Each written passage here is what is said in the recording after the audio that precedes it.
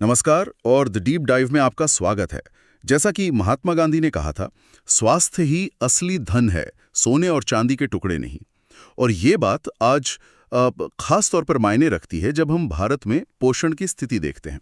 एक तरफ देखिए तो राष्ट्रीय खाद्य सुरक्षा अधिनियम है, आईसीडीएस यानी इंटीग्रेटेड चाइल्ड डेवलपमेंट सर्विसेज है, पीएम पोषण जैसी कई सरकारी योजनाएं हैं। लेकिन दूसरी तरफ कुपोषण अभी भी एक बहुत बड़ी चुनौती बनी हुई है। एक अजीब सी पहेली है ना कि इतने सारे प्रयास हो रहे हैं, फिर भी लाखों बच्चे और माताएं खराब स्वास्थ्य के इस चक्र में फंसे हुए हैं। आज की हमारी ये जो गहन चर्चा है वो इसी पहेली को थोड़ा सुलझाने की कोशिश करेगी। हम देख रहे हैं ओआरएफ यानी ऑब्जर्वर रिसर्च फाउंडेशन में छपे एक लेख को। इसका शीर्षक है unifying India's nutrition strategy, one village one plan. हमारा मकसद है कि समस्या की जड़ तक जाएं, ये समझे कि मौजूदा कार्यक्रमों में ये बिखराव सा क्यों है और जो लेख में सुझाया गया है, एक गांव एक योजना वाला समाधान, उस पे थोड़ी बात करें, उसका विश्लेषण करें। ये चर्चा यूपीएससी उम्मीदवारों के लिए, चाहे वो मेंस की तैयारी कर रहे हो या प्रीलिम्स की, काफी अहम हो सकती है। और साथ ही उन सभी के लिए भी जो इस महत्वपूर्ण मुद्दे को समझना चाहते हैं। शुरुआत के लिए सिर्फ एक आंकड़ा देखिए। हाल के राष्ट्रीय परिवार स्वास्थ्य सर्वेक्षण 5 का मतलब NFHS 5 2019-2021 का करीब 35.5% बच्चे स्टंटेड यानी अविकसित हैं। ये आंकड़ा अपने आप में काफी कुछ कह देता है। तो एक्सपर्ट से समझते हैं इन आंकड़ों का असल मतलब क्या है। NFHS 5 जो बता रहा है 35.5% बच्चे स्टंटेड। ये तो हो गया कि उम्र के हिसाब से लंबाई कम है। ये लंबे समय से चले आ रहे कुपोषण का संकेत है, सही? जी हाँ, बिल्कुल। स्टंटिंग मतलब क्रॉनिक मैलन्यूट्रिशन। और फिर 19.3% बच्चे वेस्टेड है, मतलब लंबाई के हिसाब से वजन कम। ये शायद हाल के या तीव्र कुपोषण को दिखाता है। बिल्कुल सही। वेस्टिंग अक्यूट मैलन्यूट्रिशन का इंडिकेटर है। और 32.1% बच्चे कम वजन के हैं, यानी अंडरवेट। हाँ, ये बात सही है कि 2005-6 में स्टंटिंग 48% थी, वो अब घटकर 35.5% हुई है। सुधार तो है। सुधार जरूर है, लेकिन सवाल ये है कि क्या ये रफ्तार काफी है? वही तो, भारत अभी भी जो वैश्विक लक्ष्य है उनसे तो पीछे ही है। हाँ, काफी पीछे। और ये सिर्फ गांव की कहानी नहीं है। नहीं, बिल्कुल नहीं। शहरों में भी 30.1% बच्चे स्टंटेड हैं। ये भी एक चौंकाने वाली बात है कि सीखने की क्षमता पर, मतलब पूरी पीढ़ी की उत्पादकता पर असर डालते हैं। स्टंटिंग, जैसा आपने कहा, पुराना कुपोषण है जो दिमाग के विकास को स्थायी रूप से रोक सकता है। और वेस्टिंग, वो अक्सर किसी गंभीर बीमारी या खाने की बहुत ज्यादा कमी का नतीजा होता है। ये जानलेवा भी हो सकता है। तो ये सुधार की रफ्तार धीमी क्यों है? क्या सेवाएं पहुंच नहीं रही? यही एक बड़ा कारण है, सेवाओं का सही तरीके से ना पहुंच पाना। देखिए, आईसीडीएस का उदाहरण लें। कागजों पर शायद ये 80% जरूरतमंद बच्चों तक पहुंचता हो, पर असल में पूरक पोषण आहार, सप्लीमेंट्री न्यूट्रिशन, वो सिर्फ 62% को ही मिल पा रहा है। ओह, मतलब पहुंच और असल डिलीवरी में एक बहुत बड़ा गैप है। बिल्कुल। और यही गैप हमें मातृ स्वास्थ्य सेवाओं में भी दिखता है। प्रेगनेंसी के दौरान देखभाल, मतलब ANC, वो तो 94% महिलाओं को मिल जाती है, जो अच्छी बात है। लेकिन बच्चे के जन्म के बाद की जो जरूरी देखभाल होती है, PNC, वो सिर्फ 61% तक ही पहुंच पाती है। ये तो काफी कम है। हाँ, और अगर हम और गहराई में देखें तो जो ज्यादा कमजोर समुदाय हैं, जैसे अनुसूचित जनजाति, उनमें स्थिति और भी चिंताजनक है। वहाँ 40% से ज्यादा बच्चे स्टंटिंग का शिकार हैं। ये साफ दिखाता है कि सेवाओं का लाभ सब तक बराबर नहीं पहुंच रहा। और जो लेख हम डिस्कस कर रहे हैं वो इस समस्या की जड़ किसको मानता है? लेख का मुख्य तर्क है विखंडन, फ्रैगमेंटेशन। मतलब पोषण से जुड़े काम कई अलग अलग मंत्रालय देख रहे हैं। महिला एवं बाल विकास मंत्रालय है, स्वास्थ्य एवं परिवार कल्याण मंत्रालय है, कृषि मंत्रालय भी इसमें शामिल है। जी। दिक्कत यह है कि सबकी अपनी अपनी प्राथमिकताएं हैं, अपना बजट है और अपनी निगरानी का तरीका भी अलग है। जैसे एक तरफ पोषण ट्रैकर है, दूसरी तरफ स्वास्थ्य मंत्रालय का अपना HMIS यानी हेल्थ मैनेजमेंट इंफॉर्मेशन सिस्टम है, जो स्वास्थ्य का डेटा देख रहा है। और कृषि मंत्रालय के अपने सिस्टम्स हैं। हाँ, तो सब अलग अलग चल रहा है। बिल्कुल। और जब इतने सारे खिलाड़ी अलग अलग दिशाओं में काम करते हैं तो तालमेल बिठाना, कोऑर्डिनेशन करना बहुत मुश्किल हो जाता है। संसाधनों को एक जगह लाना, जरूरी डेटा आपस में शेयर करना और एक असरदार इंटीग्रेटेड योजना बनाना, ये सब चुनौतीपूर्ण बन जाता है। तो क्या अभिसरण मतलब कन्वर्जेंस लाने की कोशिश नहीं हुई? राष्ट्रीय पोषण मिशन या पोषण अभियान का तो यही मकसद था शायद। कोशिशें हुई हैं, बिल्कुल। पोषण अभियान का उद्देश्य यही था कि कन्वर्जेंस लाया जाए, सभी को एक साथ लाया जाए। लेकिन जमीनी हकीकत ये है कि इसे पूरी तरह से लागू करना, अमल में लाना उतना आसान नहीं रहा है।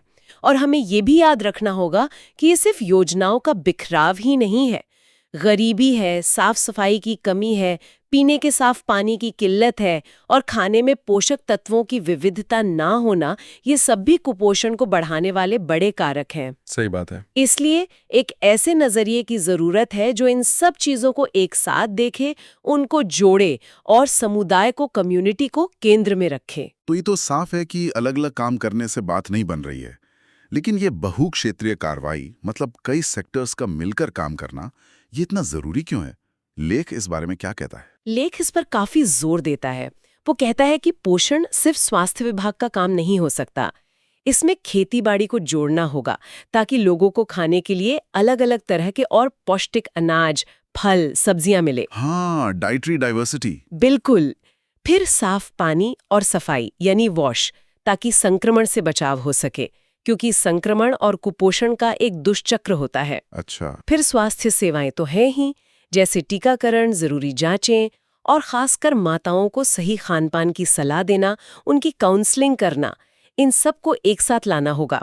स्रोत में एक बहुत अच्छी लाइन है, जब ये डोमेन मिलते हैं तो वे कुपोषण के चक्र को तोड़ने के लिए एक दूसरे को मजबूत करते हैं। ये वाकई में एक अहम बात है। क्या इसके कुछ सफल उदाहरण भी हैं जहां ऐसा किया गया हो? हाँ, और अच्छी बात यह है कि ऐसे उदाहरण मौजूद हैं जो दिखाते हैं कि ये सिर्फ थ्योरी नहीं है बल्कि प्रैक्टिकल है। स्रोत ओडिशा का जिक्र करता है। वहाँ की जो बहुक्षेत्रीय पोषण कार्य योजना है और एक स्वाभिमान पहल है, वो काफी सफल रही हैं। अच्छा, कैसे? उन्होंने महिला स्वयं सहायता समूहों SHGs को सीधे तौर पर कृषि, स्वास्थ्य और सामाजिक सुरक्षा योजनाओं से जोड़ा। मतलब SHGs एक तरह से ब्रिज बन गए और इसका नतीजा ये हुआ कि पोषण के स्तर में साफ तौर पर सुधार देखने को मिला। ये दिखाता है कि अगर सही तरीके से तालमेल बिठाया जाए तो जमीन पर असर दिखता है। ये तो बहुत बढ़िया उदाहरण है। SHGs का रोल इसमें काफी महत्वपूर्ण लगता है। बिल्कुल। और ओडिशा से ही एक और बहुत दिलचस्प उदाहरण है टिकी मौसी का। टिकी मौसी, ये क्या है? ये असल में व्यवहार बदलने के लिए कम्युनिकेशन का एक बहुत ही अनूठा तरीका है। ये वहाँ की स्थानीय संस्कृति से जुड़ा हुआ है। टिकी मौसी एक एनिमेटेड कैरेक्टर है जो स्थानीय भाषा में कहानियों के जरिए लोगों को स्वास्थ्य, पोषण और वॉश यानी पानी, सफाई और स्वच्छता से जुड़ी सरकारी नीतियों के बारे में बताती है। वाह, कहानियों के जरिए? हाँ, वो इन नीतियों को लोगों की रोजमर्रा की जिंदगी का हिस्सा बनाती है। एक तरह से सरकार और लोगों के बीच एक पुल का काम करती है और ये पोषण अभियान जैसे बड़े राष्ट्रीय कार्यक्रमों को जमीनी स्तर पर और ज्यादा असरदार बनाने में मदद करती है। कमाल है। टिकी मौसी का उदाहरण तो सच में बहुत अच्छा है। ये दिखाता है कि समाधान सिर्फ बड़ी योजनाओं में नहीं बल्कि उन्हें लोगों तक कैसे पहुंचाया जाए उसमें भी छुपा है। ये सारे उदाहरण हमें प्रेरित करते हैं कि कैसे अभिसरण को और बेहतर बनाया जा सकता है। स्रोत में कम्युनिटी न्यूट्रिशन हब्स यानी सामुदायिक पोषण केंद्रों का भी जिक्र है और यहीं पर नंदघर जैसे मॉडल सामने आते हैं। ये क्या है असल में? नंदघर मूल रूप से आधुनिक आंगनवाड़ी केंद्र हैं। इन्हें अपग्रेड किया गया है। अच्छा, मतलब आंगनवाड़ी प्लस? हाँ, एक तरह से। इनकी खासियत ये है कि ये पोषण, स्वास्थ्य, बच्चों की शुरुआती शिक्षा और महिलाओं के लिए स्किल डेवलपमेंट, इन सबको एक ही छत के नीचे ले आते हैं। ये तो काफी व्यापक लगता है। इसका स्केल क्या है? कितने हैं ये? आंकड़ों के हिसाब से देखें तो भारत भर में करीब 9,000 ऐसे केंद्र चल रहे हैं। 9,000? जी, और ये 16 राज्यों में फैले हैं। लगभग 3.6 लाख बच्चों और 2.7 लाख महिलाओं तक अपनी सेवाएं पहुंचा रहे हैं। और ये सिर्फ सेवाएं ही नहीं दे रहे, ये महिलाओं को रोजगार के लिए ट्रेनिंग देकर और अपना छोटा मोटा काम शुरू करने में मदद करके उन्हें आर्थिक रूप से भी सशक्त बना रहे हैं। तो ये एक तरह से पब्लिक प्राइवेट पार्टनरशिप मॉडल है। हाँ, इन्हें एक सफल सार्वजनिक निजी भागीदारी यानी PPP मॉडल के तौर पर देखा जा रहा है। ये मौजूदा सरकारी कार्यक्रमों जैसे ICDS और पोषण अभियान के साथ मिलकर काम करते हैं, उनका पूरक बनते हैं और पूरे समुदाय के विकास का एक सस्टेनेबल, एक टिकाऊ रास्ता तैयार कर सकते हैं। नंदघर वाकई एक दिलचस्प मॉडल है जो दिखाता है कि कैसे मौजूदा आंगनवाड़ी व्यवस्था को ही और बेहतर बनाया जा सकता है। क्या इसके अलावा भी कुछ और मॉडल हैं जो इस कन्वर्जेंस या अभिसरण पर काम कर रहे हैं? हाँ, बिल्कुल है।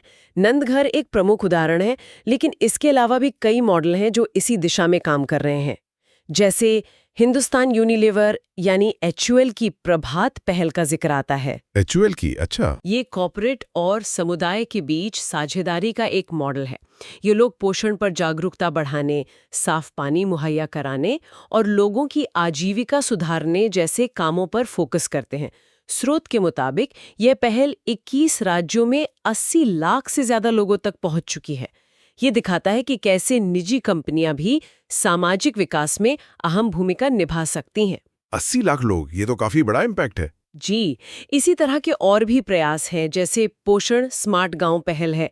इसका फोकस खेती, महिला समूहों और पोषण शिक्षा को आपस में जोड़ने पर है, ताकि खानपान में विविधता बढ़े और घरों में खाद्य सुरक्षा मतलब फूड सिक्योरिटी सुनिश्चित हो। ये भी महत्वपूर्ण है। और एक और बहुत महत्वपूर्ण पहल झारखंड में चल रही है।